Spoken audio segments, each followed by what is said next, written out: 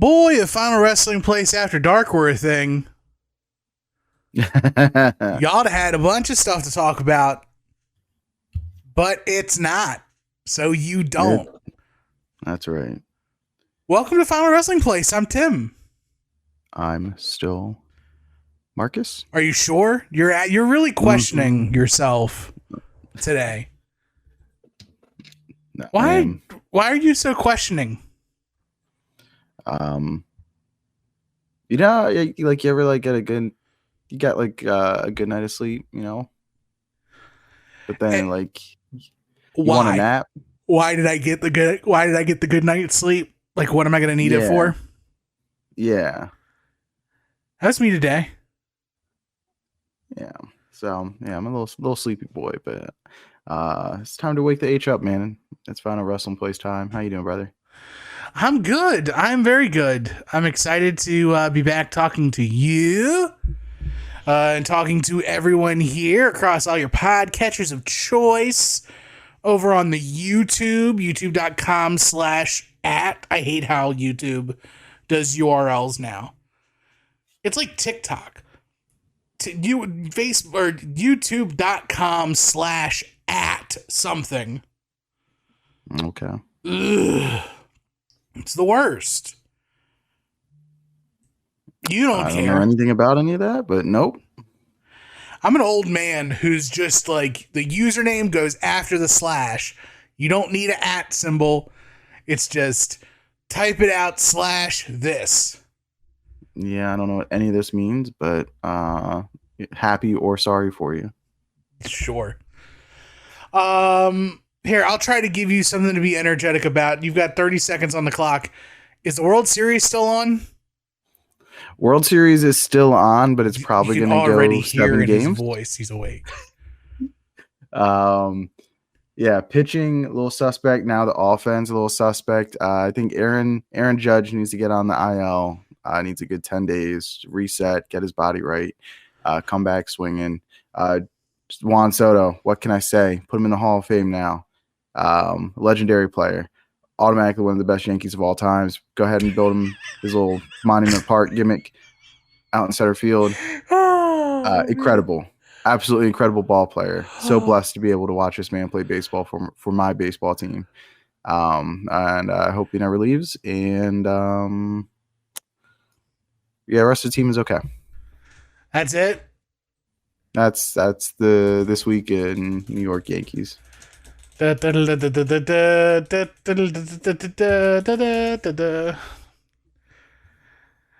you're only a half game up. That's crazy. Yeah, you know, that's what happens when you allow yourself to get beat by a bad team like the Toronto Blue Jays. It's what happens when you don't want to hit at all and you put up no runs on John Sterling's ceremonial day, the day celebrating his retirement. You know, you lose 2-0 in extras. That's pretty gross. So, got to hold on to a 2-run lead here as we enter the 8th inning. But, you know, a lot of work needs to be done. We're not a perfect team, but we'll get there. It's okay. Congratulations to us leading our divisions. I couldn't imagine being anyone else. You know, I mean, that's not a problem for you guys. You know, it's the October baseball. Once it starts getting a little cold, suddenly the Braves forget how to hit. Sir, at least we know what October looks like recently. So did the Yankees, much more consistently than the Braves. Well, not last year. A lot of things went wrong last year. Who's won the more recent championship counter? Okay, all right. That would be you guys. Yeah. That would be you guys. You ain't win one in what? A decade? It's been since it's longer than that. Okay, I just wanted to make sure because you're sitting here. Yeah. And times are not good. No, they're not. Times are not good. So yeah. I feel great. I revel in that. All right. Well, good. I'm glad you do. See you in October. Are you sure? Are we buying tickets? Sure? Are we both buying tickets to the World Series? To go watch two teams that aren't ours play? Because I can't wait for another monumental collapse. Look, man, the Braves did this during the height of their powers. perennial division frontrunner. Pennant after Yep. pennant after pennant after pennant. And what does it get us? Heartbreak. We won our championship early, and now we've got 12 years of pennants to look forward to. Can't wait. Those pennants look really good. They look really do. good. They hanging look up in the great. We stadium. can fill a museum with these pennants. You know? We're gonna be the New York Yankees of pennants.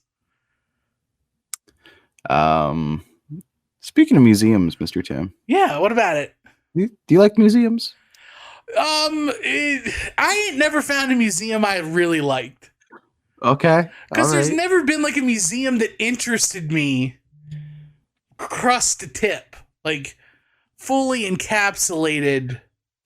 What would be the museum that would like be tailor-made for you? Well, obviously if a wrestling Hall of Fame was built. Okay, correct. Yeah. Or like a pro wrestling museum. I don't know. I guess I would have to wait until like I went to like either the basketball, the baseball, or the football Hall of Fame. I feel like those would interest me. But like I'm not a war dude. I'm not that white guy. Mm-hmm. Oh, I love everything about these old guns. Look at this. This is cool. Like, no, that's not me. I don't care. I think there's a Smithsonian about like, I think it's the Smithsonian of American History. Okay. Which also includes like a pop culture exhibit. The pop culture part like interested me. But that's the middle part. That's between the crust and the tip. Yeah, that's like some would say it's the good part of the pizza. But it's not the whole pizza. Yeah. Speaking of pizza, you need to find your good museum. Speaking of pizza, did you see that Domino's is doing New York style pizza? No, I haven't. I haven't had chain pizza in quite a while. I like to frequent my local pizzeria and maybe not give my pizza man, the boss, gambling tips, which may or may not be returned to me in the form of discounts or free pizza. So. Oh man, the rich just keep getting richer, huh? Is that how it goes? Yes. Him in the form of money and me in the form of pizza. There it is. I mean, so one of you is doing it right. I'm counting you. Me, I'm not risking my money, but I am getting free pizza. Yes. But there's a chance I could get offed if like I give out a loser. No, you just give out more winners and losers. I've been giving out a lot more winners and losers. Wish I'd be on I wish I was on that workout plan, Kanye. Yeah, no, you need to actually play all of them, and then you'll have your winners. When you just pick one, you happen to pick the loser. So literally every time you've told me to play everything you tell me to play, I've played it and lost. All right, well then I'm going to start sending you my plays every day, and you can get rich like this too. Okay, I just want you to know, I'm not out here trying to spend like 75 units a day. Well, I'm not. Got to minimize your units. I don't know what to tell you. Then what's the point in playing? To win a lot more money back. But you don't win a lot of money unless you spend a lot of money. Hey man, I don't make the rules. Killing me, Smalls. Killing me. So we're talking about sports betting, everybody. We're talking about sports betting. We're talking about opportunities. We're not talking about betting. We're talking about opportunities. There's a difference. Yeah. What are you trying to? What was the famous dude who was the guy who like gave away who was doing all the sports betting way before his time for football? Jimmy the Greek? Jimmy the Greek. Yeah. You're trying to Jimmy the Greek us right now. If I can get my own little gambling corner of the last 2 minutes every episode. Best part of the show. Yeah. Just hit it up. Get the corner out. Get rich or die trying. It's Marcus's Only picks. only until we get that FanDuel click through.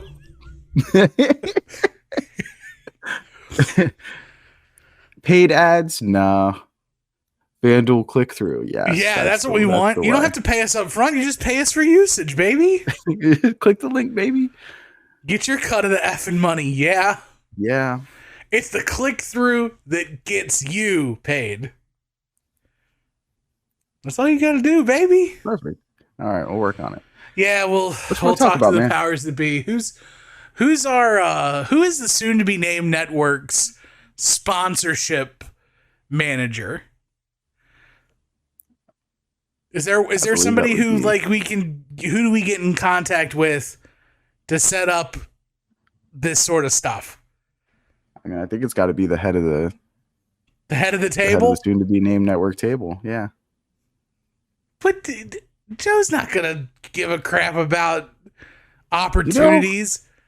Actually, I bet Michelle, the wonderful Michelle from Wings on Wings. That's right. I bet she knows some people and she could get us a click through. Or at least some back channels. Some back channels, yeah. You know, we can get it to go. But we have a lot in store for us. We got a precap a little later. We may be talking some rumors and innuendos. Possibly. A new segment for the show. And but as Marcus is so disgusted, he's walking away. Oh, did my man's get a concussion? The bright lights is too much for him. Concussion, no, but not, at least not this time. No, sounds of freedom in the forms of lawnmowers are going wild in the backyard. So okay. Had to close some windows, condense the sound. That's right. Have you already cut? You've only cut once this season so far, right? Yep, one cut. Probably due for another one this week sometime, but I'll try to push it to next Saturday. Yeah, I got another cut coming up. I think I cut like a week before you, so my cut is coming after, up. Right? What now? You were the week after. No, I was the week before. I was already cut. I was cut by the time you sent Brett and I the text saying all the neighbors need to get on watch. Step up. That's right. That's right. The big man's back. Got to step up before you get knocked down. You know, some little drowning pool. Mm-hmm. You know, WWE's third favorite band of the 2000s. Obviously, Limp Bizkit's number one. Yes. Saliva number two. Saliva. Drowning Pool is 3. Drowning Pool's number 3. Yeah. And then Ozzy Osbourne. Or not Ozzy. Motorhead. Motorhead number 4, and then I feel like this is a good top 5. Kid Rock. 5. Oh yeah, Kid Rock. Yeah, old Bob Rock himself. Yeah. So I had asked Brett a couple weeks ago, like what his cutoff was for Kid Rock. It made the podcast over at We Need Wrestling. It did. So I'm asking you here, since I gave all the good content to him, what's your Kid Rock cutoff? I feel like it's cocky. Mm-hmm. It's cocky. Because after that, it just gets... Because after cocky, he takes like a little bit of a reprieve. And then he tries to come back, and by the time he comes back, there's a dude in a red hat. Like, he just... I think he loses himself and just becomes an old man. You want to know who's doing old man stuff right, though? Former NASCAR driver Mark Martin.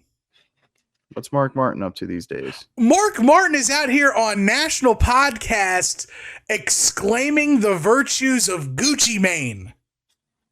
All right, cool.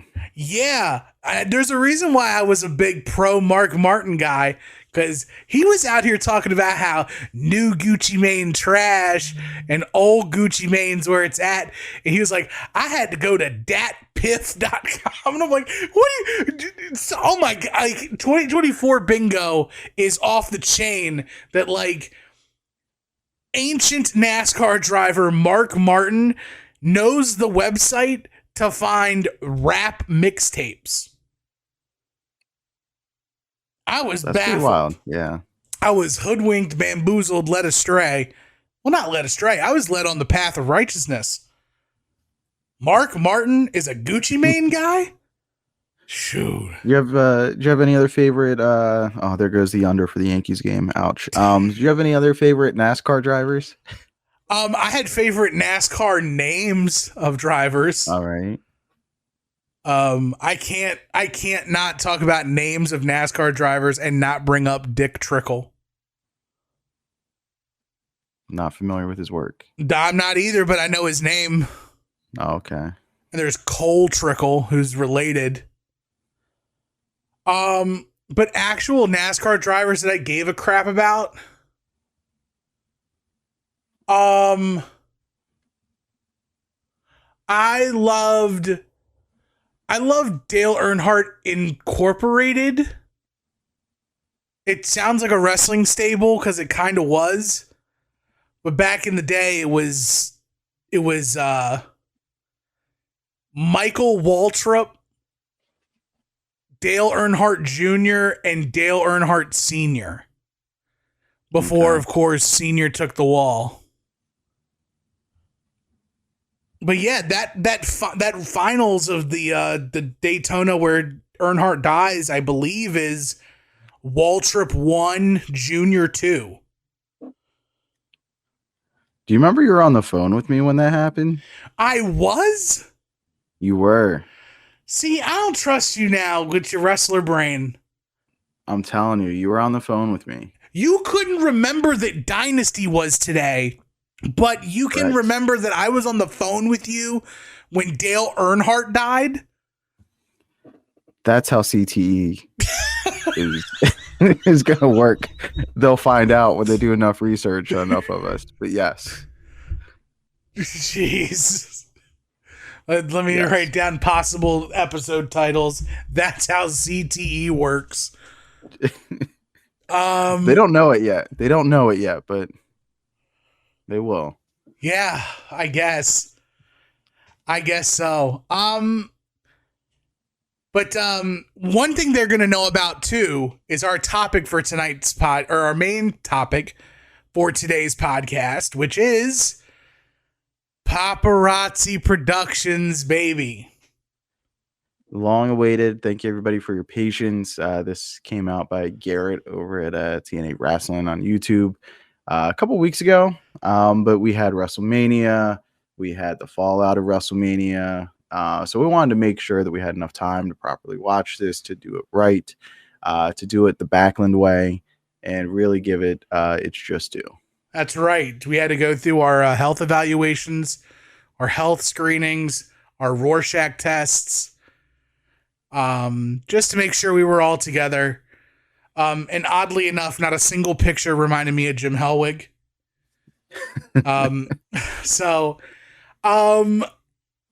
I guess I'll start. All right. I don't recall Paparazzi Productions being so janky at first. It was very much a startup production. I appreciated the humble beginnings to get to where we got to, which was this, basically a multi-billion-dollar movie studio by the end of it. Prestige worldwide. Yeah, not quite, but it was very. What is that? I don't know. Where it's like hidden guerrilla. That's what I'm looking for. It's very guerrilla style. Voyeuristic. That's another word that some people might use. But yeah, and I didn't realize that it was all thanks to Double J.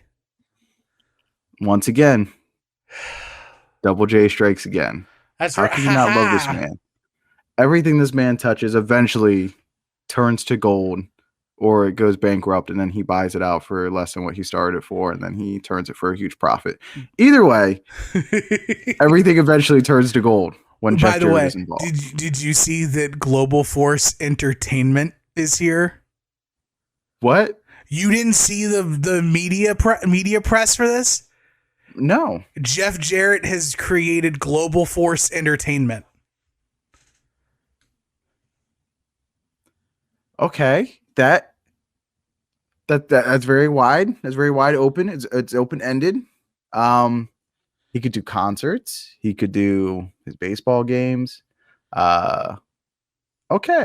All right. I'm here for it. Yeah, I'm trying to see where I saw. Yeah, globalforceentertainment.com. It's a bunch of stuff about Dynasty, AEW events. Oh, it's the website for all of Jeff Jarrett's stuff. That's great. Okay. Horseshoes Baseball, the My World podcast, regular wrestling news, AEW events, gaming, with WrestleQuest and Samoa Joe being added to. Yeah. And of course, social media. That's right. Moonsault Digital, Megacat Studios, Skybound Games, Global Force Entertainment, baby. GFE. Soon you can add All Elite Wrestling to that. Soon you can add the soon-to-be-named network to that. Yeah, that's our big sports. That's our sponsorship opportunity. I don't care about the Connie-verse. Give me in the Jarrett-verse. I want to be in Planet Jarrett. The global verse, yeah. The global verse. Yo, just another Planet Jarrett. Can we transplant the soon-to-be-named network into Jeff Jarrett's world? You don't have to twist my arm. We're going. We're the soon-to-be-named network of Global Force Entertainment. So we get the start, which is Jarrett getting Alex Shelley to go spy on Sting, make sure Sting's really retired. I think to put Eric Young at ease, because Eric Young is very jittery about Sting coming back, right? And how Eric Young has called himself Showtime, and that's Sting's catchphrase, and he doesn't want to be called Showtime anymore because it's gonna like summon Sting as if he's Beetlejuice, right? So then Alex Shelley goes back and then gets busted by Sting. And Sting says he's showing up at the pay-per-view, which is something I made note of in TNA. They say pay-per-view a lot, and you don't know what event they're talking about until we get to about halfway through this. Somebody's going to do some proper branding. That's right. But yeah, that's pretty much is our first part of this is the Jeff Jarrett AMW Team Canada Loose Alliance to kind of end Steve-a-mania. So a couple of things from this. One, I don't remember Jeff Jarrett being involved, but I do remember Sting threatening Alex Shelley with the footage. Yeah. And I just never put two and two together that Jeff Jarrett was going after Sting. It's kind of wild that like we have a Sting and Alex Shelley interaction, but it didn't happen in like the year 2022 or anything like that. It happened back in 2005, 2006. Right. And so another thing, I felt very uncomfortable with the Jackie Gata stuff. Am I becoming an old man? I'm going to say I felt like I was uncomfortable because I kept anticipating for it to like cross a line, then it never did. Cross the line. Yeah. I had it been WWE, you would have seen like Jarrett like creeping on her and like putting her in compromising situations, and like that didn't happen though. Does it though? It didn't happen. He dropped the tape and she bent to pick it up in a maid outfit. But nobody peeped at her. Go back. Nobody was peeping. It was respectful. Intent was there, Marcus. I think the intent was to make her pick up the tape as if she was what she was, a maid, a servant. Sure, Marcus. Double J would never do something like that. I'm telling you. Okay. Go back and watch. It never crossed the line. I don't need to go back and watch. It never did what you thought it was going to do. Right. But I think it didn't need to do what it was doing in the first place. Theater of the mind. Theater of the mind. This ad video. There's no mind. Blame your mind. I'm just saying, you keep thinking it's going to cross the line. It never did. All right, don't put that on Jeff Jarrett. I didn't say I was putting it on Double J. I'm putting it on the whole lot of them. It's not just one. It's all of them. Is Scott D'Amore borderline groping Gail Kim? Well, that's your boy. It's not. That's not my boy. That's my lookalike. There's a difference. No, that's your guy. No, it's not. Not your guy. So we get this, and it parlays into the next sampling, which is the Abyss home invasion angle. So we get Father James Mitchell. He takes Alex Shelley. They follow Christian's wife around. Ex-wife. Well, allegedly. That came from Jack Perry. I don't know if I fully believe that. Oh, tell me when Jack's telling lies. Don't start. He used real glass, mother effer. Don't start. But yeah, they end up getting Christian while he's taking out the trash. And what is a really memorable TNA segment? Like, I think if you were doing a top 50 TNA moments or segments, I think this would make the cut. Okay. I remember the home invasion, like it was very well. It was a good angle. It was shot well. It got some buzz for Christian versus Abyss. So I thought it did a great job, and I thought it was a great angle. Is this the origins of the half-cocked Marcus original, the desperate house fight? It might have been. So it might have been. I'm trying to remember. No, it might have been before. I think it was before. Sweet Marcus, chat me up about the desperate house fight. All right. Well, in the mid 2000s, the big hit is Desperate Housewives, and my wrestling brain got to be topical, pal. So there should be a match, but it's called the Desperate House Fight, and it's a match that takes place in a house, which WWE would go on to do later. So it proves that it doesn't prove it was a good idea, but it does prove that it was a doable idea that could make TV. But they didn't do like a fully furnished house fight. Correct. They did like dilapidated Wyatt family houses. Yeah. No, this is full on in a house, and you got to fight in the house. And I don't even know how you won, but yeah. Anyways, that's the half cooked part. You had a name, you had a premise, but nothing else. Nothing else. You could have sold that. Sometimes that's all you need. You could have sold that to somebody. So now we get to the good stuff, Mr. Tim. Yes. And by good we stuff, get to Big Kev. Big Kev is here. Nash is on the sidelines, right? Sting has come back. Scott Steiner has come back. But TNA's got no room, no love for Kevin Nash. So Kevin Nash secures an interview with Paparazzi Productions. Alex Shelley. This is where you get the bit with the chart where you see Kevin Nash's numbers as the Diesel character. Just a little bit better than Steve Austin. Yeah, just a little bit better. Way over 300 million in profit. You got the Hulkamania days in 93 with about what was that, about 19? Yeah, I think you had Bret Hart with 17, and then you had the huge spike with Kevin Nash as the Diesel character. That's right. And then a small trail off with Austin and Rock. But this is where Nash makes his decree, his proclamation, his mission statement, that his contract is going to be up in 2007. And both him and TNA plan on honoring his contract, but he needs to get back on TV. And in order for him to have the leverage when it comes time to renegotiate, he needs to make himself more valuable.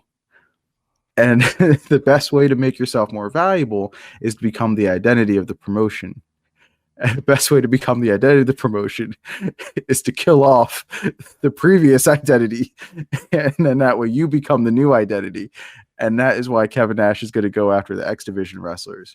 And this is where we get some of my favorite quotes, which include good little guys who give you good little matches. Yep. That's the X Division wrestlers. I so desperately wanted to like take the, if we were a soundboard podcast, which I promise at some point we're going to get back to, I would have had every single one of these clipped, chopped, and screwed, ready to go. Go ahead, keep going. All right. We also got he asked Alex Shelley what the catchphrase is for the X Division. What's the marketing slogan? And he goes, it's not about weight limits, it's about no limits. To which Kevin Nash says, You said you didn't come up with that, but you should have. Always take credit for something when you can. Yeah. Never admit you didn't come up with something. Always take credit when you can. And that's and that's why literally every wrestler is my guy. Like, you know, there's some people on the network who would like you to believe that they've been down since day one-ish on some people. And then there's me, who I'm day one on everybody. Everybody's your guy on the ground floor. Except for a couple of people. Except for a couple. That's right. So we get the next development, which is Nash jumping Puma at Sacrifice. Yes. Drops him with the jackknife. Bang. And he throws up the X symbol. And he's doing some standoff poses. Much like the X Division did at the time. The next development is Nash jumping Sabin after Sabin wins the X Cup. Right. Again, that was good stuff. Sabin gets busted open a little bit, and then takes the big ride, jackknife, and then Nash jumps Lethal on Impact. Same bit. And then we get Alex Shelley backstage, and he's going to have a match. This is to become number one contender. But then Kevin Nash pops in from around the locker, and we get the great line where Alex Shelley says, "Yeah, I got my camera, but I'm missing my tripod." It's like, don't worry about it. I got your tripod right here. Right here. Like, when Shawn Michaels and Triple H do this crap, I hate it. But when Kev does it, hooray! I don't want to hear Triple H and Shawn Michaels making dirty noises, but Big Kev? Sure. You can be my tripod. So then we get Sabin, who issues the challenge for Nash at Slammiversary, which that is the one thing I wish made this that didn't, was Kevin Nash singing Happy Slammiversary to Chris Sabin. Happy Slammiversary to you. But yeah, that didn't make the cut. But we do get set up for the match at Slammiversary, Nash versus Sabin. Right. And then I lost my spot here. While you're trying to figure it out. Oh, yeah. Okay. I'm here. Johnny Devine. Yeah, he just pops in. Right. Like, do you ever wish like Johnny Devine meant more? No, I wish he meant less so they didn't have to try to force him on TV. And I'm sorry. That's cold-blooded. And, I'm not mad at anybody for getting paid. I just wish he wasn't a part of this segment here. I just didn't, right. I guess the thinking is he's going to be like the Shannon Moore. He's the lackey to the lackey. Or he's the Crash Holly to the Shannon Moore to the Matt Hardy. Yes, like he's the every third man crony. down. But every crony needs a crony. Like Shelley was and Nash's crony. So he needed somebody to delegate to, and that's Johnny Devine. So Nash asks, because we have the matchup coming up at Slammiversary, so he asks Alex Shelley in that tripod promo to find him a wrestler that looks like Chris Sabin, wrestles like Chris Sabin, does all Chris Sabin's moves, basically a Chris Sabin clone. Yep. So the next and there's also the X Division debut live exclusively only on Spike TV of Kevin Nash. That's right. He's a wonderful marketer. Branding. Yeah, so we get Nash out there, and then we get the Chris Sabin clone, which is a little person in a mask. In a mask. From Hell, Michigan. He gets in the ring, and Nash grabs the mic. He's like, Sabin, I know it's you. You're not fooling anybody. Even with those lips in your boots. Even with the lips in your boots. Yes. Kev was insatiable with this. We get the point during the match where Kev gets down on his knees and choke slams the little person. Choke slam. He does the splash off the bottom rope. Big frog splash off the bottom rope. Yep. And then he sits in the chair, and Shelley whips the little person into the ropes, and they bounce off. And Nash has the boot up. And then he sends the jackknife full size all the way up, all the way down. Poor little person, right? Oh man, what a bump. What a guy. What a bump. Nash took care of him. But it was a really funny segment. Probably the segment that made me laugh the most so far. What did you feel about how did you feel about Nash's catchphrase throughout all of this first part of Paparazzi Productions? That size does matter. Size does matter. I think it's great. I think you need a mission statement. You need a slogan. Again, you need branding, right? That's what Kevin Nash has done.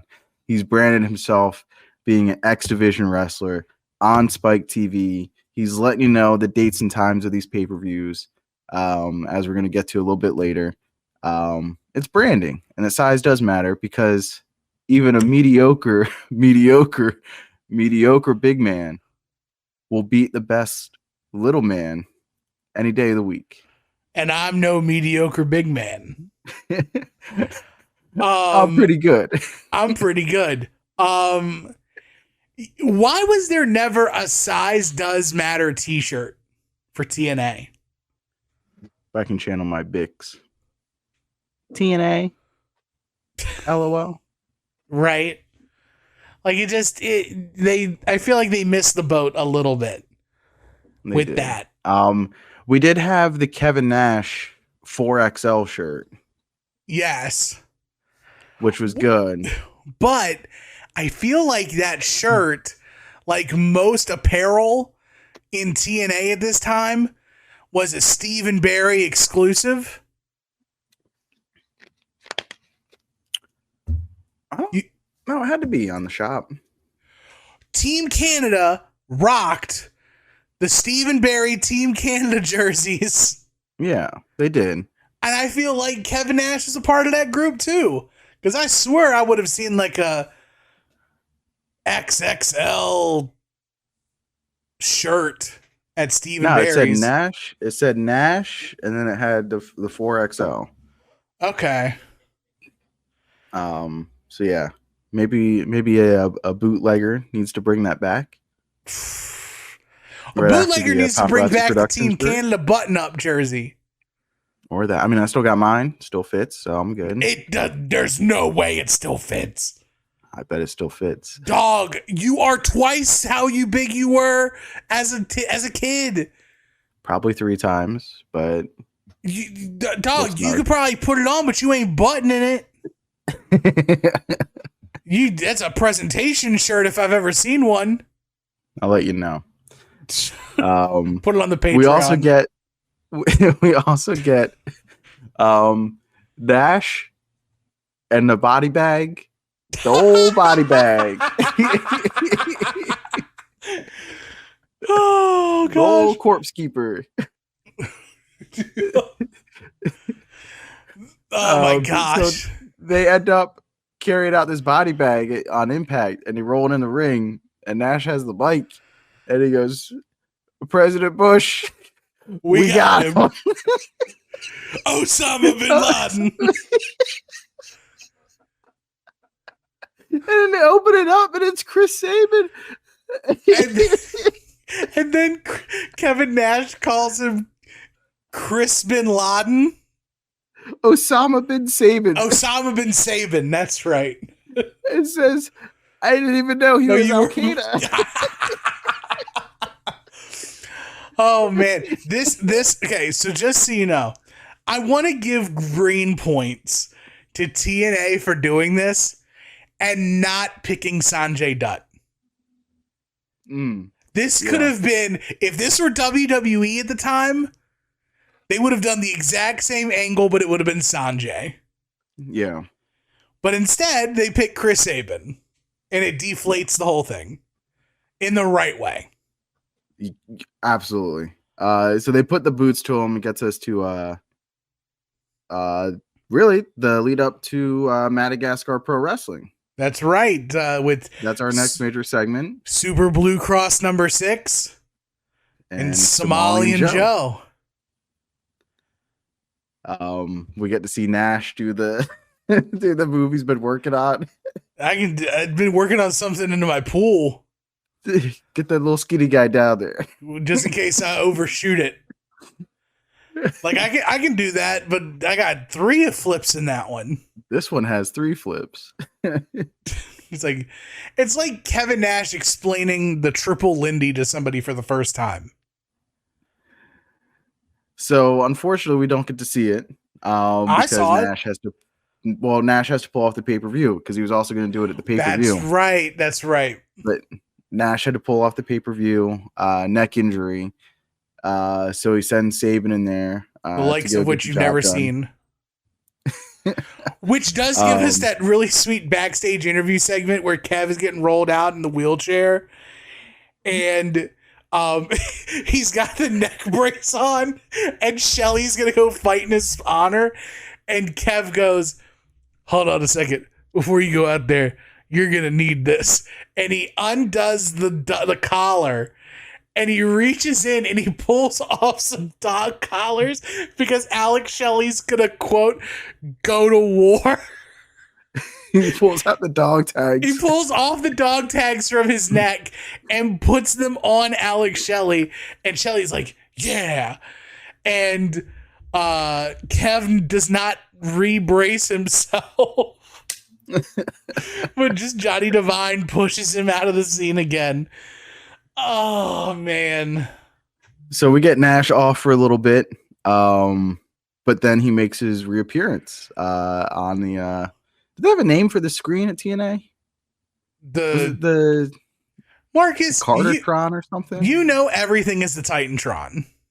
It's a Titantron, but not Titan. But yeah, so Nash reappears. He announces that there's going to be a press conference next week to announce the rules and the participants for the Bound for Glory Kevin Nash. Yep. Open Invitational. Yep. X Division Gauntlet Battle Royal for Bound for Glory. Yes. October 22nd. That's right. Live on pay-per-view. That's right. I think he got it.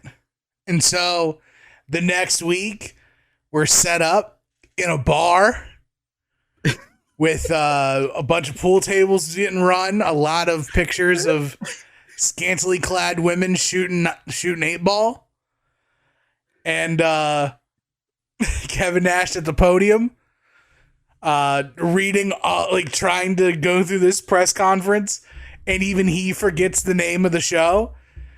So he's got Shelly reading off. It's like gonna make an announcement for the Bound for Glory Kevin Nash, like just whisper echo at Bound for Glory. And he makes the announcement that Alex Shelley is the first formal participant. Correct. But Hogan's going to be there. If they can get him off the set of Crocodile Dundee 3. Paul Hogan will be there. Paul Hogan will be there. Along with Hall. Hall's going to be there. Monty Hall. Monty Hall will be there. Along with Bob Newhart. Yes.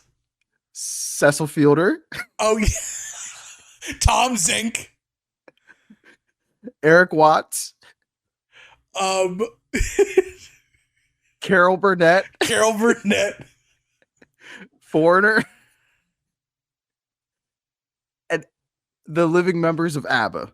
Oh, yes. The remaining living members of the group ABBA. Ah, man. So good. So we get the Bound for Glory. Kevin Nash, Open Invitational, X Division, Gauntlet, Battle Royal for Bound for Glory on October 22nd. Yes. Live on pay-per-view. Austin Starr wins. All right. Pause. Let's pause right here. Here's the pause. This is cause for pause, right? Is this the best version of Austin Aries ever? Aside from Kevin Nash. Aside from current version of Austin Aries, which is out of my sight, out of my life. I'm gonna say yes. I think this is the best version. Because I remember you were big on Austin Starr. No, that's not true. Marcus! That's not true. That's not a true statement. Yes, it is!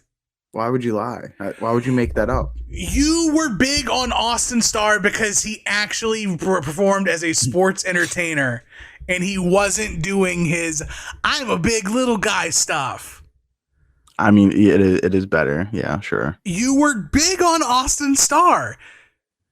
It's a shame that Austin Starr only lasted like 4 months before he ruins it and becomes Austin Aries again. I wouldn't say I was big on him, but it was better than the Austin Aries presentation. You were an Austin Starr guy. No, that part is definitely not true. Yes, you were. That is not true. Don't deny. That is not true. But he does win the Bound for Glory. Kevin Nash, Open Invitational, X Division, Gauntlet Battle Royal for Bound for Glory, October 22nd, live on pay-per-view.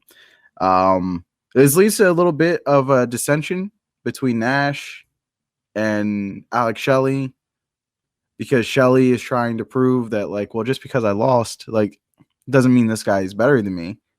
And, like, you still love me, right, Kev? And Kev's like, he's not better. He's just different. But then anytime Austin Starr comes into the set, like, Kev is just gushing over Austin Starr. And you can see the lust. You see the lust in Alex Shelley's eyes over the bowling trophy. Yes. The trophy he won has a bowling. It's a bowling trophy. But this is also where we exit Johnny Devine, thankfully. Because he wouldn't edit those German snuff films. I'm not going to edit the German snuff films. You're out of here. You get out of here, pal. Pack your bags. So we get Wrestler Court in the bathroom, and Nash puts on the wig because he's also, on top of being a wonderfully successful sports entertainer, also a Harvard law graduate. So he puts on the wig. He holds Wrestler's Court in the bathroom. He just got done dropping some logs. He had a log jam. What was another line in there? Oh yeah, don't have to worry about a hung jury. You just got to worry about a hung judge. And then they start laughing, and he says order.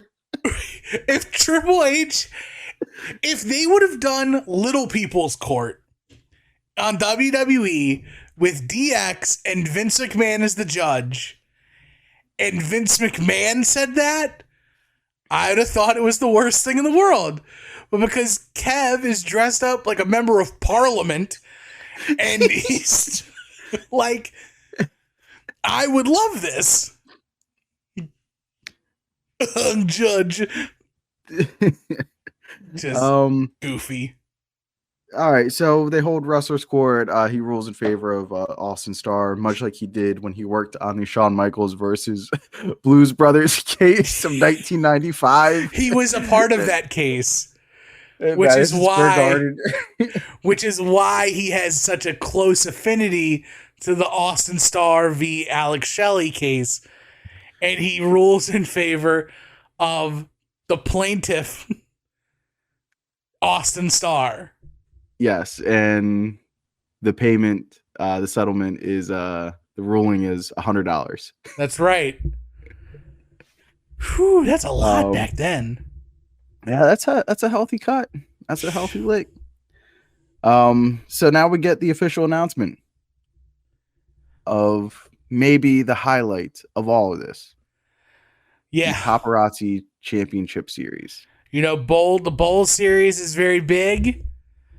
And what's even bigger than that is the X Division, the PCS, the Paparazzi Championship Series, where and he announces they will be testing under the Bob Backlund system for anabolic steroids. Yes, in which Sanjay Dutt, it's like, well, what are you going to test me for?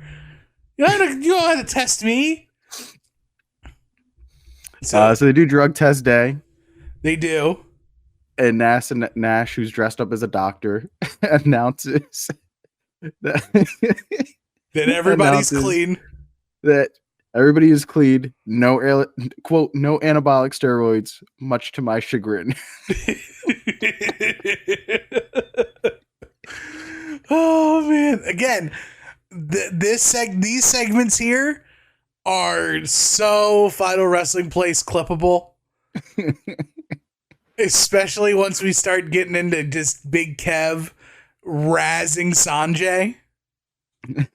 We got some one-liners coming up. We get the psych test next. That's the next week. This is like the old blot test. Yeah, the Rorschach test. Seen it. Yeah. So is when Zenshi's up, Tim. Warrior. And this. Warrior. And also this. Warrior. I've showed you 5 images. You're going to tell me that all 5 of these don't exactly resemble Jim Hellwig? Just, I do love straight man Senshi in this. Like, I know that, unbeknownst to him, Loki has tried his best to alienate everyone in wrestling. But this is acceptable low-key. The only 2 times I like this dude is in the PCS and with Lay Cool as Kaval. Yes. That's it. Okay, so I will add another time. I love Low-key beating up Special K in Ring of Honor. Okay, that's good. That's fun.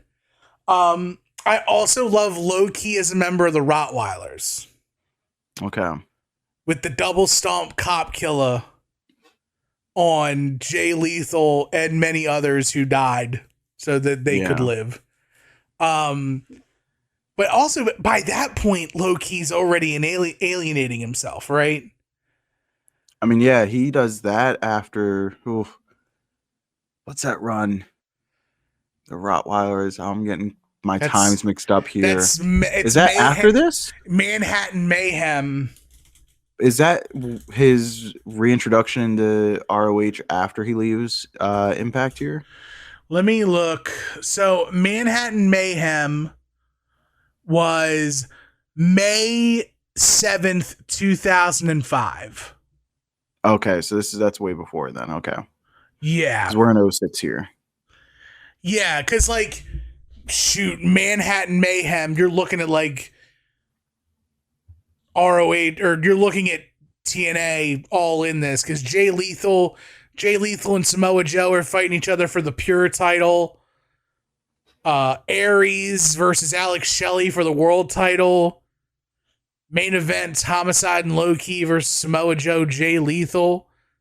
You got Nigel McGuinness and Colt Cabana. You got James Gibson and Black Tiger Mask. And then you get BJ Whitmer and Jimmy Jacobs versus Generation Next.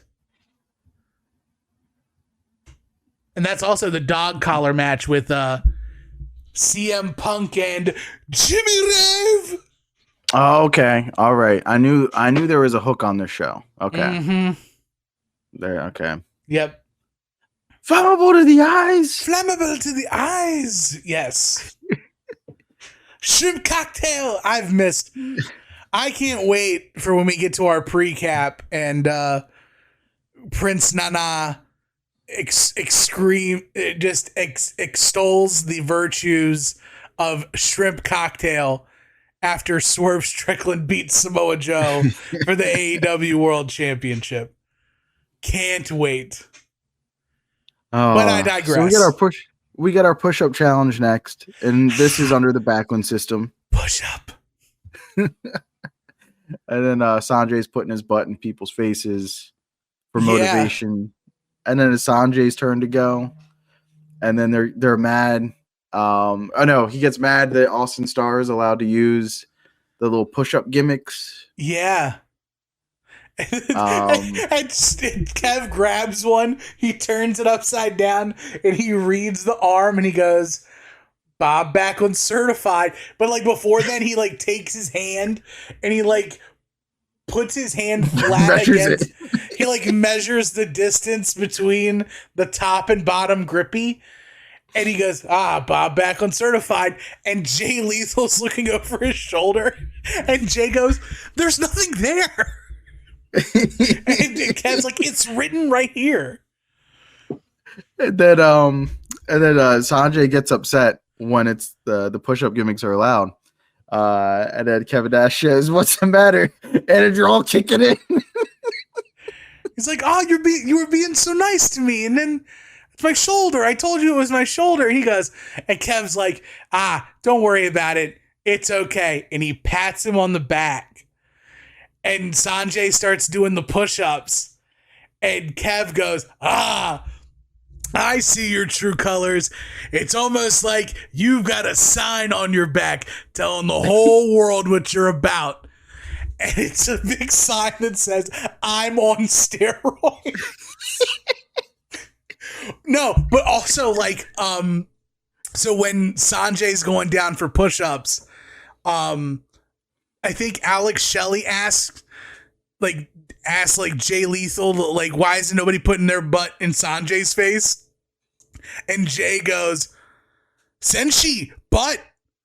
Or no, sorry, Senshi does the push-ups, and nobody's putting the butt in Senshi's face.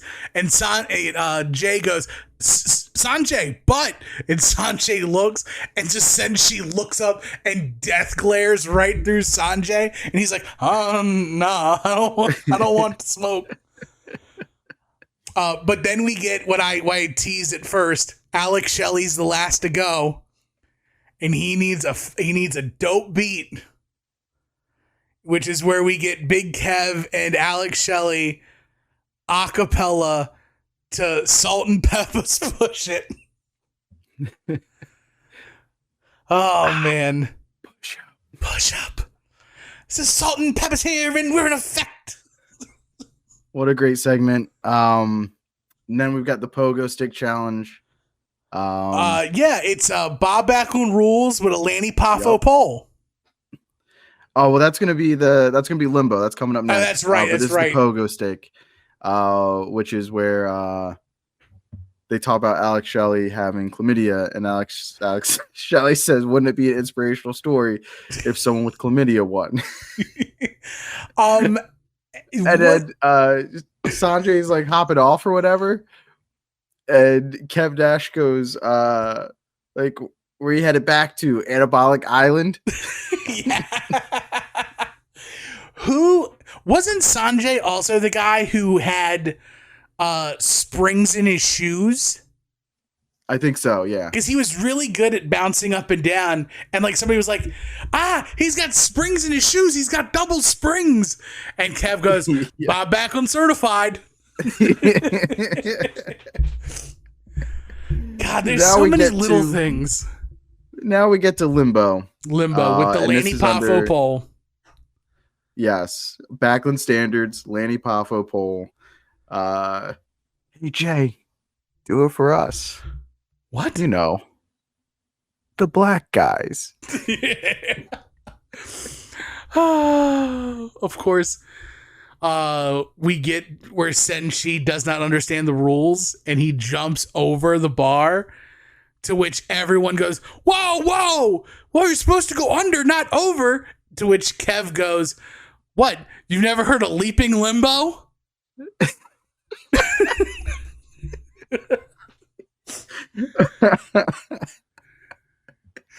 And like somehow even in Limbo, Sanjay makes this about his shoulder. Yes. He's like, oh man, like he's trying to go down, and like because his shoulder's so weak, he can't bend his legs to get under the bar. Oh. So we get musical chairs next. Nash has the megaphone, and the first song up, it's Amazing Grace, but he's saying it like an old black lady. And yes, he Jay is. Lethal's like, why are you singing that? Why are you singing that way for me? Hashtag church. And then as it continues, Nash keeps singing field songs. Yeah. What was the second one? Wasn't it Swing Low, Sweet Chariot? Yes. Yes. Swing low. And just Jay is immediately thrown off until we get down to the final two, right? Yes. And they've announced that the winner of this will face Austin Starr in the finals. That's for Texas Hold'em, I think. Okay. I'm getting them a little confused. But we get to the end of musical chairs, and the song changes, Marcus. Adrenaline rush, adrenaline rush. And just everybody just starts like saying adrenaline rush, while it's him and it's Sanjay and is it Shelly or is it Austin Starr? Austin Starr. So they're doing Adrenaline Rush, and it's Sanjay and Austin Starr, and Kev stops early, and Sanjay sits down, and Austin Starr looks at him, and he's like, come on, sing again. And so like he picks it up again, waits for Austin Starr to get into the seat, and Sanjay's like, what? You stopped. Why did you stop? I won. So now we get to Texas Hold'em. Have you seen this on TV? On TV, yeah. You ain't seen that stuff on TV? So then they end up playing one card, I guess single card, highest card wins. And it ends up being Shelly. Well, before that, Starr. So before they do high card draw, Kev deals out everybody, and he like looks at Jay Lethal's cards, and he's like, Jay Lethal with Ace King. And it's like, what are you doing? Why are you saying my cards? So yeah, high card draw ends up taking it, and we get Shelly Starr in the finals of the PCS. That's right. 10-minute time limit, but there will be a special. There will be judges. There will be judges. Yes. Who are the judges going to be? Leave that up to me. Wink. So we see that one of the judges and one of the greatest payoffs ever in wrestling is Bob Backlund. It's James Brown. Not James Brown, but it is Bob Backlund. Yes. And Backlund's here to be a judge for the 10-minute time limit. Doesn't end up going to time limit, or they do overtime or whatever, but Shelley ends up winning on a fancy pin. I do want to give credit to the backstage interview segment where Kev announces Bob Backlund, to which like you see Kev try to remind Bob Backlund who he is. Yeah. And like Backlund remembers who he is, but then Kev tries to embellish the story. It's like, we used to travel together. And he goes, no, we didn't. I've never been in a car with you. I've never been in a car with you. And he starts naming all these cities. And Bob's like, I have been there. Not with you. Not with you. I've been to Milwaukee. You know I've been to Milwaukee. It's so good. Oh, I got you confused with Scott Hall. That's right. He gets it. Oh man. So Shelley wins the PCS. And we feel like, at least as a viewer, that we're coming close to the end. Yeah. But then we forgot. We got one more really good thing. Yes. We get Paparazzi Idol. Yeah, that's a no for me, dog. We get Paparazzi Idol, which is the greased up large man, SoCal Val, as Paul Abdul, hitting Grandpa's old cough medicine, and we get Kevin Nash. That's right. So Jay Lethal comes in. It's like I don't see it. I don't see it. You know, dig deep, pull something out, and that's where we get the Macho Man impression. Right. To which, yes, Jay Lethal is fundamentally a very good pro wrestler, but he has probably made a lot more money because of this one segment than anything else he's ever done. Without question. Like, this segment is so important to his career, whether you look at Ring of Honor or you look at TNA, or even at AEW now. Yeah, man, this is where it starts. This is where we get Black Machismo. He's going to Paducah. He takes here's the white notebook paper. You're going to Paducah. I'm like going him. To Paducah, yeah. So then we get the second round of second round of tryouts. And they're like, hey, do some more Macho Man. And he goes, I don't want to do. And like Jay's reluctant to go back to the Macho Man. Mm-hmm. But then he does, and it just hits again.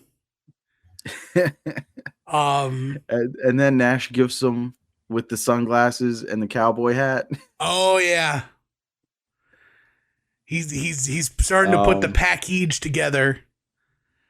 And so while this is going on, Sanjay is also looking for his hit character. Right. So we get Sanjay because Kevin Nash says, and this is also Jay Lethal saying, he's like, well, what about Sanjay? What about Sanjay's character? And so we get Sanjay Dutt in the Oz getup. Yeah. I wore that thing twice and paid more money. I worked 2 matches and made 6 figures in that. That's right. That's right.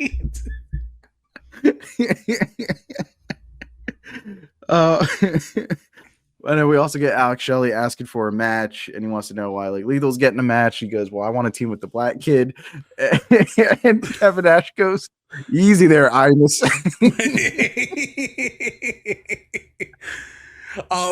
You also forget Jay Lethal getting dressed up as Diesel.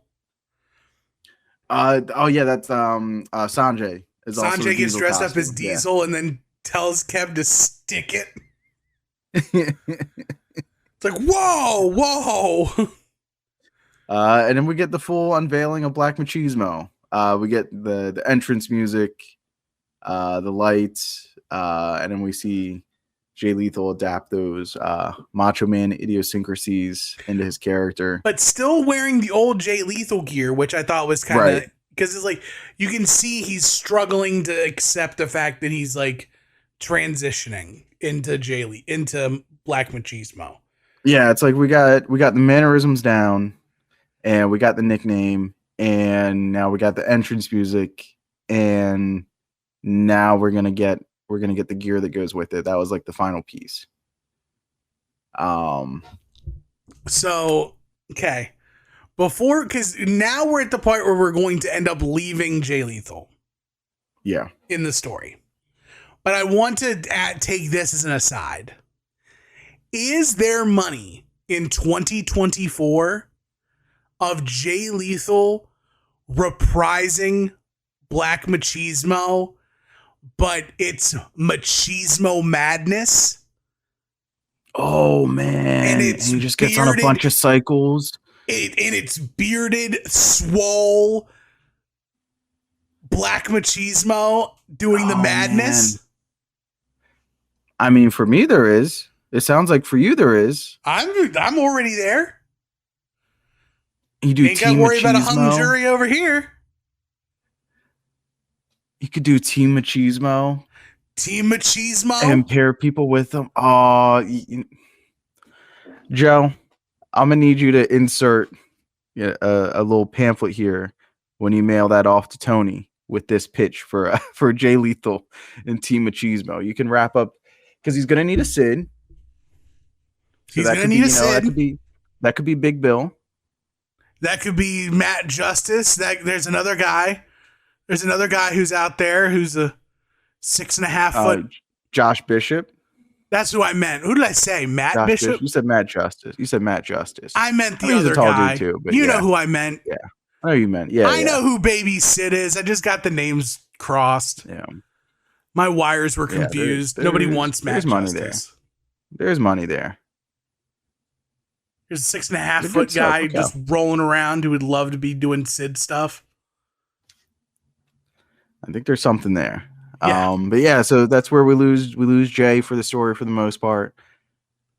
We get Sanjay kind of completing his arc of, what was his gimmick called? He was the Guru. The Guru, thank you. Because I believe this is right around the time of the, cinematic classic, The Love Guru, starring Michael Myers. Let me see. The Love Guru is a 2008 film. All right, then yeah, we're right there. Yeah. And I did love the Guru. Him walking around with like the tambourine upside down collecting money from the fans. Oh yeah, I'm always down. I like that. Always I'm down for fans to throw money at wrestlers. That's fine with me. It's a good practice. Yeah. Nothing wrong with that. They should do it more often. They should. But then we get to a point, and I don't recall this, but I'm glad that I'm being remembered about it. I had no idea that Paparazzi Productions is directly related to the creation of the Motor City Machine Guns. I did not remember that either. I did not remember that. I thought that like they just like both got hurt and then they like came back and there was nothing for them, and then they like started doing some tag moves and like some scramble matches, and then just decided to like pair up. But no, that's not how it happened. No. So yeah, we get Motor City Machine Guns spinning out of this. We get the old school versus new school debate. That's right. With Jerry Lynn and Bob Backlund debating against the Sabin and Shelley. And it pretty much closes us out, right? Yeah, that pretty much closes us out. Because after this, with Big Kev, we pick up. We're not too far removed from main event Mafia. Right? Yeah, main event Mafia's right next for Kev, and then we've also got the SoCal Val Black Machismo wedding. Yep, which if you go back in our archives, you can see us cover this and so many other weddings. Um, so that's always a fun time. But yeah, man. All in all, does this hold up to your memory banks? This took me right back to watching Impact on your futon. This took me right back to watching Impact in my living room. This took me right back to 2006, 2007, 2008. I could almost smell the frozen pizzas in the oven. Um, yeah, man, this took me right back, and it beyond held up. And there's so much more that I caught now as a grown up compared to like being 15, 16, 17.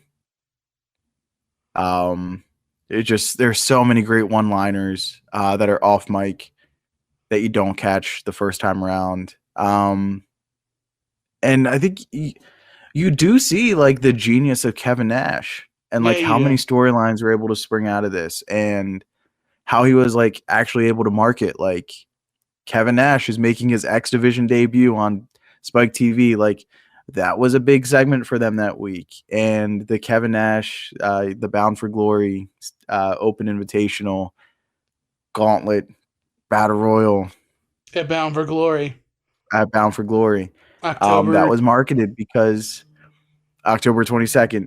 A lot of those pay-per-views, they just said like, oh yeah, at the pay-per-view. And like, if you're just dropping in and watching, you don't know what the next pay-per-view is. Mm-hmm. And you got to like look back and do some research. But Nash lets you know like what's coming up. When is this happening? Where is this happening? And he gets everybody over. Like Yeah, everybody is better off for being a part of this than not. without question. Zenshi was better. Austin Starr is better. Alex Shelley by far. Chris Sabin by far. The match he has with Sabin at Slammiversary is really good. Mm-hmm. He's got a tag match with Shelley against Sabin Lethal. That's really good. Nash brought his working boots for this whole program. You can see his wit, his genius at work. And it beyond holds up almost 20 years later. Yeah, it's kind of crazy, right? Especially like right now, Kevin Nash may not be a lot of people's cup of tea right now with everything with click this. Sure. Um, you know, I'm not I'm not responsible for keeping up with Kev's online podcasts. I've been voted into somebody else's, which we'll get to in a second. Um, but in either event, yeah, man, Kev, when he was on one, he was really good. Like I do love and appreciate this stuff with Kev. Um, it definitely feels like TNA was his playground, Mm-hmm. but you can't say he didn't make the X Division better. No, he definitely did. He definitely did, man.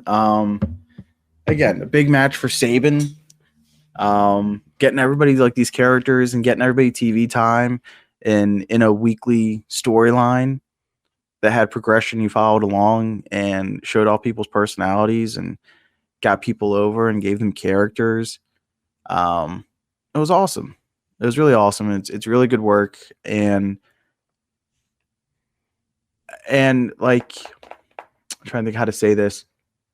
There Wrestling usually doesn't age too well, Mm-hmm. especially when you incorporate comedy into wrestling.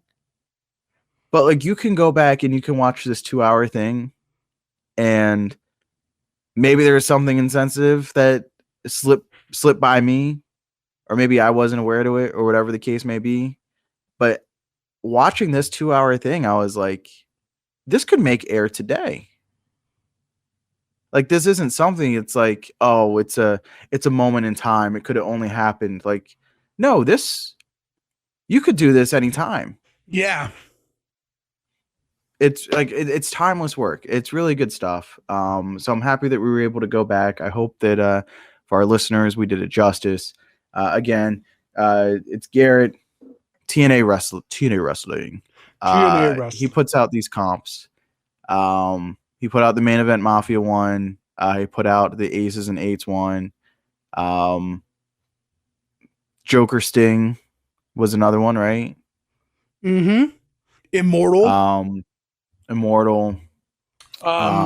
Based off of what we got on TNA Wrestling last night, I'm certain we're going to end up getting a broken Matt Hardy. Which I am putting my foot down right now. We will not be covering. We will not be covering a Hardy Boys or a Matt Hardy compilation. Where do you get off? Why are you anti Matt Hardy?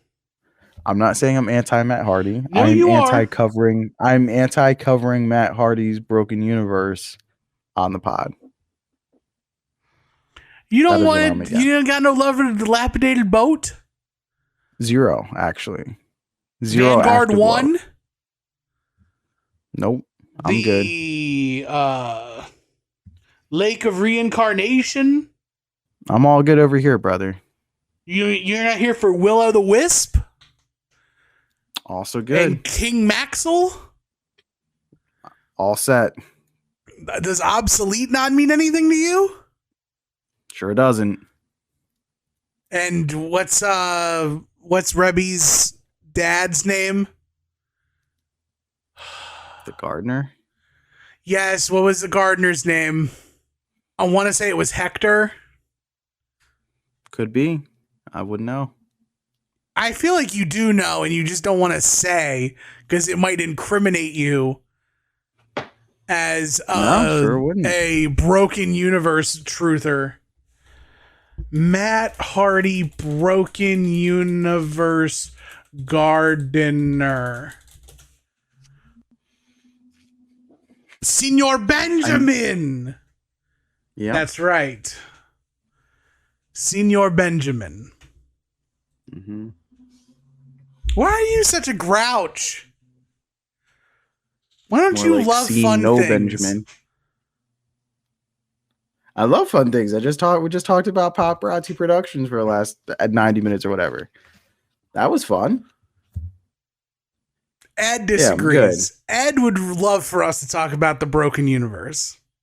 Well, I think we need to talk about something else that we need to talk about, which is you put out the request, you put out the hit, you put out the challenge, and the soon-to-be named network and the listeners responded accordingly. Mr. Tim, you want to let us know how did your little demand go for needing at least 5 people to want you to recap? Is it Dead Man Talking? Is it Under the Tombstone? Is it 9 Lives? No. So you guys tried to bamboozle me and you tried to get Wiki to vote twice. Didn't work. But we did get 5. So starting this week, there's not going to be any official sounder for it yet because DeWiki doesn't know it's a thing until right now. I will be giving you all a weekly look at 6 Feet Under with Mark Calaway. Let's go. Let's go. And by the way, I don't care what Wrestling News says. DJ and Brett be scooping and booping on We Need Wrestling. What they scoop and boom? They scooped and booped 6 Feet Under. How'd they scoop and boop my whole segment? I'm providing mediocre questions to their podcast every week, and the thanks I get is them talking about highlights from 6 Feet Under with Mark Calaway. Look, snooze you lose, man. But we got it. It's our IP. There is enough Dead Man to go around. Okay, so now I'm outsourcing to you guys. It's going to be a thing. What's the name of the segment? And DeWiki has to come up with a sounder. But we're doing it right here. I've got a couple of thought bubbles in my head about what this is called. Talk and take. Okay. That's all I had, really. I thought I had more. Because I've been watching The Walking Dead a lot. And The Walking Dead show after the show with your favorite person in the whole world. Mm-hmm. I'm gonna draw up a name that's gonna incite fury in your heart. Or do you remember who I'm talking about? I know who exactly you're talking about. Who am I talking about? You're talking about Chris Hardwick. I hate that little guy. Chris Hardwick. I hate that little guy. The former co-host of MTV's Singled Out. He's like Ryan Seacrest for nerds. Imagine how nerdy you have to be the nerd version of Ryan Seacrest. I can't stand that guy. Oh, come on. His dad was a professional bowler and he died. Hey, Chris Hardwick ain't doing nothing now. Good. He created At Midnight, CBS bought it and then gave it to a girl. Maybe he should take up bowling by the sounds of it. I don't know. He actually does bowl. Why do I sound like a Chris Hardwick aficionado? I'm not. You're going to work yourself into a second segment. No, I'm on the not. show. I'm not working myself into diddly poo. Recapping what canceled Chris Hardwick is up to. No, I'd rather recap what canceled David Starr is up to. Oh no. No, thank you. But yeah, we need to find out what the name is for the. Dare you? Nope. No. We need to find out what the segment is for Mr. Taker here. Yes. Timmy's funeral parlor. Oh yes. So the funeral parlor. The big takeaway from 6 Feet Under with Mark Calaway. So they tell a story about how they are hanging out in a hotel lobby or a hotel like eating area. And there's a black guy who sees there's a guy who sees a really jacked up black guy sitting next to the co-host of 6 Feet Under, who's not a wrestling fan, but like his son is. And he asks the black guy, "Hey, are you the Undertaker?" And the co-host, without missing a beat, goes, "Yup, that's the Undertaker." And they like work this gimmick where like they make the guy take a picture with the black guy to basically whatever. But Undertaker is also in the hotel lobby as well. But the guy doesn't see him. He just sees this other jacked black dude. So there was that story that they thought was funny. I'm glad you said they thought it was funny. Thank you. Because it sounds like they thought it was very funny. Yeah, right. they thought it was hilarious. Mm-hmm. They talk about the One Dead Man show. What is it called? It's One Dead Man Show. The One Dead Man show in Philly, in which they found out that he was a Cowboys fan, and they gave him the business. And then Taker gave them the business because they're Philly. And he said, well, at least as a Cowboys fan, I realize we're going to shit the bed in the playoffs.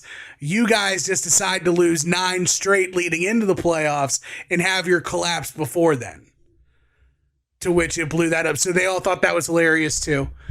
They tell a story about the Undertaker getting in a phone call with a kid, where the kid calls Undertaker a Democrat. And Mark found that to be the most hilarious thing in the world. Okay. And they talked about Muhammad Ali and how Mark still has heat with Muhammad Ali for being a draft dodger. He's black? Oh, for being a draft dodger. Yeah. Okay. You're like, how could you induct Muhammad Ali into the WWE Hall of Fame? I thought you were a patriot. Exact quote from the podcast. To which Mark goes, Look, man, it's one thing I don't like Muhammad Ali about. Now, this is one thing I will say I tend to agree with. In a backwards way, Mark is like, there's one thing I dislike about him. About Muhammad Ali or The Undertaker? Mark said that the one thing I dislike about Muhammad Ali is that he should have fought for his country instead of not fighting. But he said, just because of that, I'm not going to like think any less of him. Like, he still thinks he's the greatest of all time. Like, he's not holding it against him. Like, he can see he's true to his convictions. And while it doesn't necessarily line up with what he thought he should have done, he's not going to hold it against him because it's what his beliefs were. Yeah, you should definitely honor a commitment that you didn't even make to go fight in a war that we had no business being in so that you can die. Yeah. The part I'm agreeing with isn't the whole fight for your country crap. It's the don't let one thing about somebody that's not necessarily eternal. But he did think he shouldn't be in the Hall of Fame because of it. No, he didn't say that. He did say Muhammad Ali deserved to be in the Hall of Fame for the impact he had, not only in like his own sport, but in professional wrestling too. And then he connected Muhammad Ali to Elvis. Oh boy. Because apparently Muhammad Ali and Elvis were tight. Okay. And like Muhammad Ali gave Elvis I don't remember. It got very crazy. What did he give him? Like clothes? I don't know. Oh, clothes. Okay. Yeah, not Coke. No. But the big takeaway from everything. This is me just showing my segment. Is that the segment? Tim's takeaways. No, that's too plain. Takeaways is something. I don't know. Tim's takeaways could be about any podcast at all. No, but you have to capitalize the T in take. No. And have the little Undertaker symbol somewhere in there. Oh my God, stop. I'm very happy to announce that according to Mark from Texas, while he is not ruling out the fact that he may come back and do other things in the world of wrestling, he has found closure in his heart from his wrestling career, from everything that took place at WrestleMania 40. His segment with The Rock gave him closure to that part of his career, and the fire that's in his belly, that has been in his belly. He now, according to him, he does not have the thirst to chase the dragon anymore. Even though he does have a whole new hip, he's got all new knees. So you're telling me there's a chance? I'm telling you that the man is not rusty. The man is definitely bionic. But he does not want to ruin his new treads. But I think we're going to see less. We will not be seeing The Undertaker in a match. I don't suspect. But I will suspect we will see more of pop-up Undertakering in the future. And only where I think it's, at least for now, it'll only be where it matters. But it meant a lot for Mark to be able to do that at WrestleMania in front of a live crowd, because his last Mania appearance was the Boneyard match at 4:00 in the morning in Florida. Wouldn't it be funny if Steve Austin did take the money and then the fire would still be burning in The Undertaker to have one more match? Look, man, this is a happy time, okay? I would say that the amount of money that the WWE didn't spend on Stone Cold Steve Austin to quench The Undertaker's thirst in his career and like snuff out the fire, that's money well spent. Now the spirit of the Undertaker can now go into the ethos, and now he can be busy doing other things. Tim, I want to play a little game. I would love to play a game. Oh my God. Sure. The game is called More Than Zero. Okay. Tim, is there no chance that The Undertaker has another match? There is none. There's zero chance. Are you willing to say that? Are you willing to sign up for that? There is zero chance The Undertaker has another match. Yes. There's zero chance. I firmly believe there is a 0.0% chance that The Undertaker has a formal match. Oh, I didn't say formal. I said match. All I need is the bell to ring. Match. Ding, ding. Ding. That's all I need. He will not have a wrestling match. So you think there's a chance The Undertaker hits a move and covers and there's a 1, 2, 3? I think there's a chance that he's in like a fight. Okay. I don't think he gets in the ring and wrestles. Okay. But I think if they do a Boneyard match too, sign Taker up for that. Okay. A little punchy brawl, a little bit of roughhousing, but I don't see him taking no bumps no more. I don't see him really giving no more bumps aside from maybe a choke slam here or there. I want to see him hit a tombstone on the new knees. No, I do not. No, I Break do not. Them bad boys in. No. You want to know why? You want to know why I don't want to see that? Because what if he tombstones somebody and the knees feel real good? I would love to see The Undertaker have one more match for the record. Why? Because I was on the other side of the camp where, first of all, I consider his last match to be the Extreme Rules tag match with Roman against Drew McIntyre and Shane McMahon. That's end of The Undertaker for me. See, me as Boneyard match.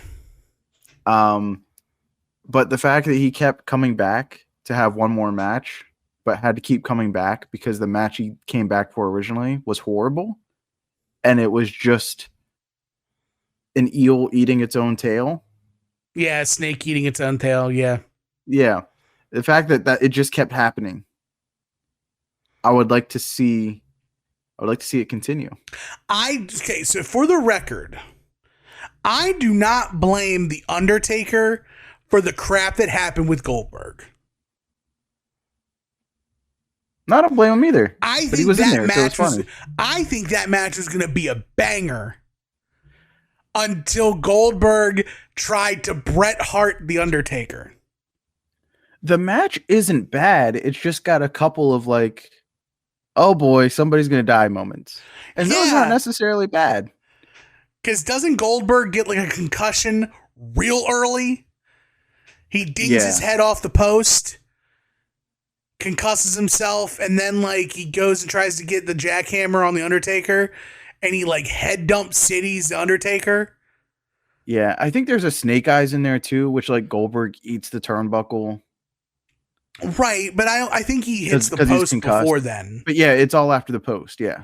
Yeah, because he hits like that ish for real, yo. Yeah, and then he just keeps eating these strikes like without getting his hands up. Yeah, because Goldberg thinks he's a big bad mamma jamma, and he ain't. He ain't him. Yeah, just extra heaping scoops of CTE. Just pile it on. Triple. If he went to the cold stone of CTE, he was asking for the gotta have it. Not like it, not love it. Gotta have it in a waffle bowl, right? Just heaping helpings. But then Goldberg goes on to have a match with Bob Lashley in Saudi Arabia. That's a banger. Mm-hmm. Bob Lash is in there. Because now you're heaping unpraise on The Undertaker, and I don't like that. No, I'm heaping praise on Bob Lashley. Come on. Okay, that's fair. I'm glad that you are taking up this segment now. I look forward to the weekly report of all things Talk and Take, all things 9-line, all things War Crimes. I will not be a 9-line salesman. You're just a reporter.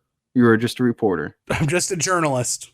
You're just a journalist letting us know what's happening in the world of Mark from Texas. Why do I have to do something so criminal, but you just get to come out here and,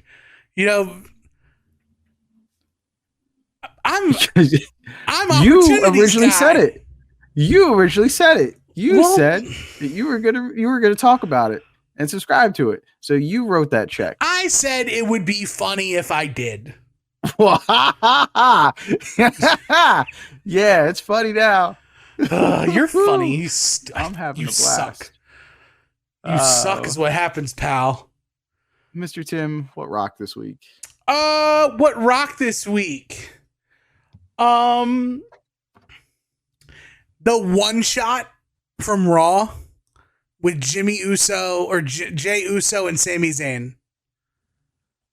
Was that this week? Yeah. That was Monday, bruv. Yeah. That was cool. That was cool.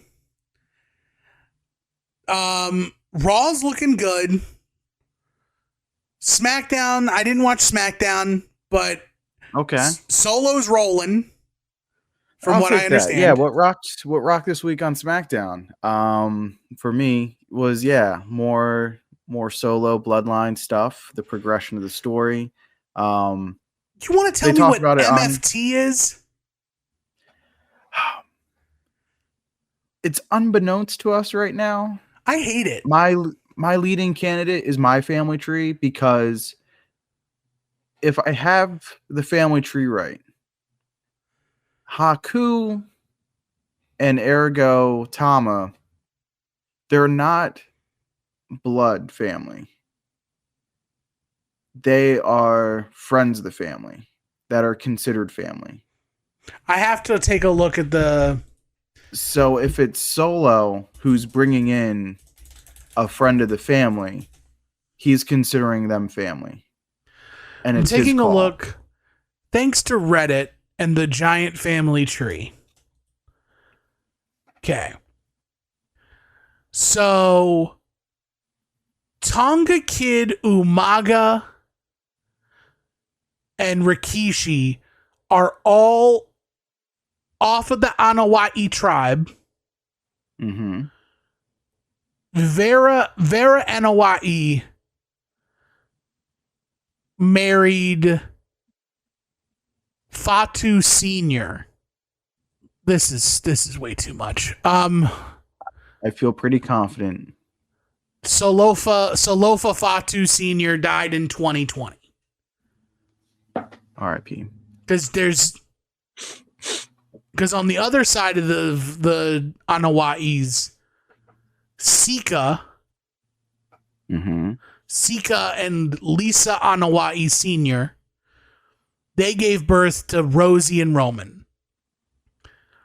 So Tonga Kid, Umaga, and Rikishi are all related. Mm-hmm. They're all brothers. Correct. And then Tonga Kid has Jacob Fatu, Gary Albright, who's in through marriage. Mm-hmm. And then, of course, Fatu has Jimmy and Jay, Solo, who, by the way, Solo's middle name is Yokozuna. Dope. Joseph Yokozuna Sifa Fatu. There's also a Jeremiah Fatu and so I think Jeremiah Fatu is Zilla. I think you're right. But because Jacob is on the other side. But Jeremiah Fatu is Zilla. So even if it is my family tree. Yeah. All that to say, I don't believe that Tom is technically part of the family. Yeah. Because isn't Tama adopted, or was that Tongaloa? Tongaloa is the adopted son of Jimmy Snuka, right? I don't remember that, but if he's Haku's not part of the family. Right. So, and he comes from Haku. So, yeah, not part of the family. But he has been brought in by Solo. I've seen a lot of people speculate as like, where's Jacob? Why aren't they doing Jacob Fatu on the main roster too? I think that's because you want to get Tama over first. Mm-hmm. And worry about getting one guy over at a time as opposed to two. Right. And we got plenty of time. Yeah, we don't do. need to rush.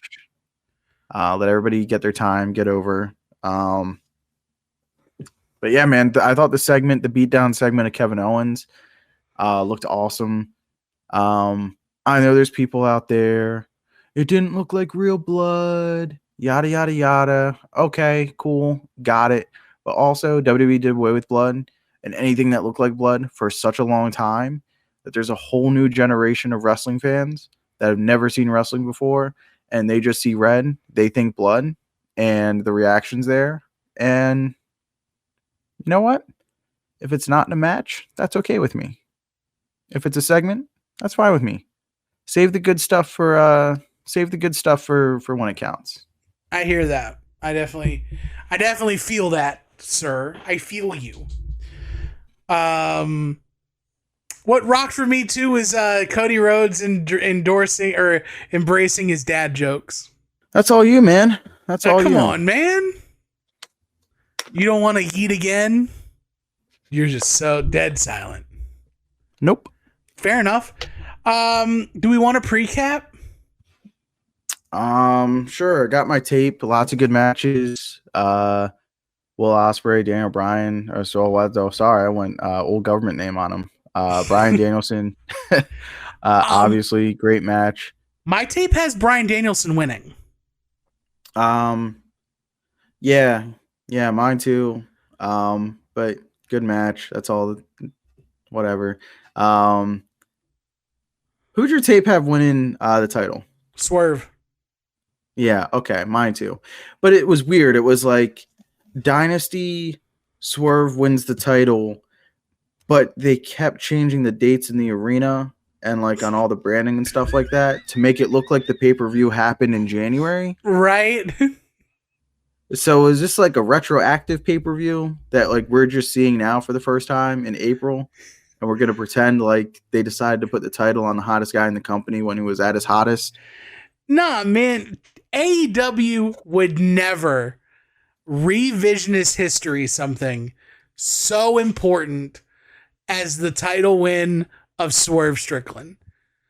Okay. They would never exclude a triple threat match with the Hangman Adam Page. And just immediately we get to this. Like we would never. Then what is this? What does this look like to you? WCW 2000? Huh? Young Bucks win the tag titles off the FTR boys in the ladder match. Jungle Boy Jack Perry's back.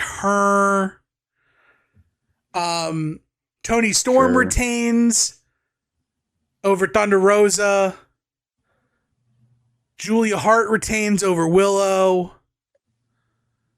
Bang Bang Gang unifies the titles. That's on 0 Hour. What else happens? The House of Black beats up Edge and Mark Briscoe and Eddie Kingston. Yeah, no jobs in that. That's good. Yeah, there's no job. No contest. What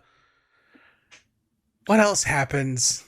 What else is on the card? I listened to Ad Odds this week, and I was following Does Joe Know the Card, and Tony Storm kept the belt. All right. Yeah, I said that. Yeah, you said that. All right. Oh yeah, Roderick Strong beats Cool Kyle. He retains. Okay. Okada beats Pac. Yep. Okay. Yep.